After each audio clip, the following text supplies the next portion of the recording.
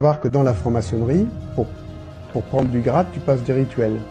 Alors cette petite pyramide, elle est à superposer avec la pyramide de ta carrière.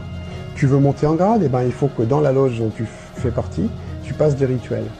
Et plus tu es avide de pouvoir et de réussite, ben plus tu vas demander à passer de grade, et tu vas être happé dans des rituels sataniques. Et les premières pratiques sont donc le viol collectif d'enfants.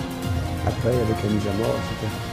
Ce qui fait que tu as des personnes complètement dégénérées qui arrivent à la tête des institutions, et qu'en plus, ces gens-là, après, ils amènent leurs propres enfants dès le bas âge, dans des réunions de ce genre, dans des rituels de ce genre, pour en faire la future élite sociétale. Et ça, c'est quelque chose que les gens ne comprennent pas encore à l'heure actuelle.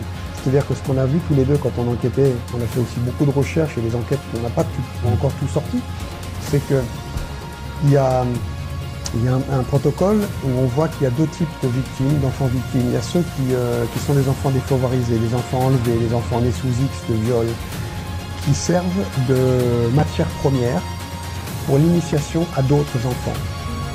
C'est-à-dire qu'il y a des enfants qui sont emmenés par un papa franc-maçon, par une ordure de géniteur franc-maçon dans ces soirées, et d'autres enfants qui sortent de cage et qui sont mis là pour amener, par exemple, l'enfant de l'élite à finir par ouvrir le ventre du malheureux enfant qui a été violé.